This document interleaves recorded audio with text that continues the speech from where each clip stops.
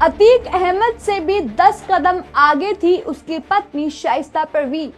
हर crime की बादशाह थी शाइस्ता। माफिया डॉन अतीक अहमद की जुर्म की दुनिया को तो सब जानते हैं, मगर शायद ही ऐसा कोई होगा जो ये जानता होगा कि अतीक अहमद से भी 10 कदम आगे थी उसकी पत्नी शाइस्ता परवीन।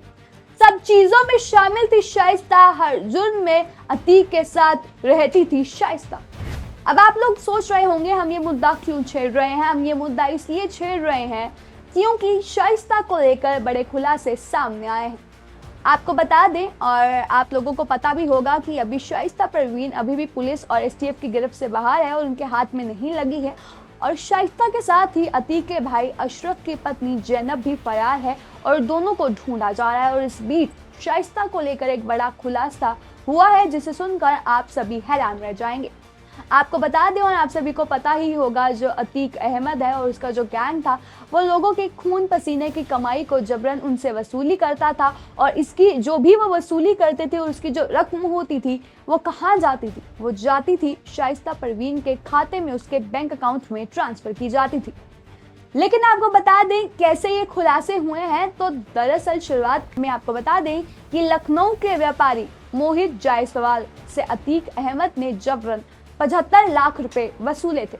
इन 75 लाख रुपयों में जो 50 लाख थे वो अतीक के बैंक खाते में जमा हुए थे, तो वहीं जो बाकी की रकम जो 25 लाख थे वो शाइस्ता के बैंक अकाउंट में जमा हुए थे, उसके बैंक अकाउंट में ट्रांसफर किए गए थे।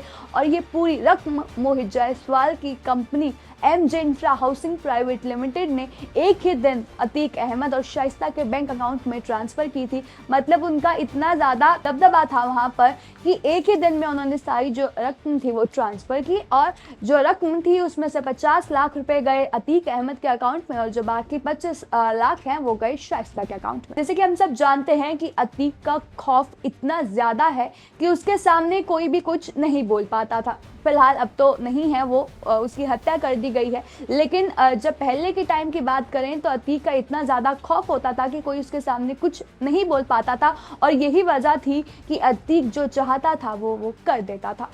दरअसल अतीक अहमद और उसके गुर्गों ने मोहित जायसवाल की कंपनियों को जबरन हथिया लिया था, उन पर जबरदस्ती कब्जा कर लिया था। दरअसल ईडी ने देवरिया जेल में मोहित जायसवाल को अगवा कर वसूली करने के मामले में दर्ज केस में चार्जशीट दाखिल की है। अब आपको बता दें उसी चार्जशीट में इसका खुलासा हुआ है अतीक ने मोहित से जो रकम हासिल की थी उस रकम से अतीक ने प्रयागराज के झूसी फूलपुर में एक बड़ी जमीन भी खरीदी थी। चार्जशीट में ये भी खुलासा हुआ है कि जिस दिन देवरिया जेल में मोहित जायसवाल को अगवा कर पीटने की घटना सामने आई थी और उसी दिन मतलब उसके एक हफ्ते के अंदर अंदर ही अतीक ने प्रयागराज में 75 लाख की जमीन खरीदी थी। ये बात का खुलासा अब सामने आया। चार्जशीट से पता लगा। आपको ये भी बता दें कि अतीक अहमद और उसके भाई अशरफ की हत्या हुए 5 महीनों से ज़्यादा का समय बीत चुका है, मगर पुलिस को अभी तक अतीक और अशरफ की पत्नी शाइस्ता परवीन और जैनब का पता नहीं चल पाया है। शाइस्ता और जैनब गायब हैं और पुलिस और एसटीएफ लगातार इन दोनों को पकड़ने की कोशिश कर रही है, मगर अभी तक पुलिस को कोई भी सफलता हाथ नहीं लगी है। पुलिस का यह मानना है कि अगर शाइस्ता परवीन पकड़ में आ जाती है तो उससे कई अहम और बड़े खुलासे भी सामने आ सकते हैं, जो कि जायज़ सी बात है कि को गिरफ्तार कर लिया जाता है तो मतलब बहुत सारे खुलासे हैं जो सामने आएंगे और बहुत सारी ऐसी असलियत है जो अभी भी छुपी हुई है अतीक अहमद के बारे में, वो भी सामने आएगी। आपकी इस मामले में क्या राय है वो हमें कमेंट सेक्शन में बताना बिल्कुल ना भूलिएगा और तमाम ऐसी जानकारी के लिए चैनल को सब्सक्राइब करना भी बिल्कुल ना भूलिएगा।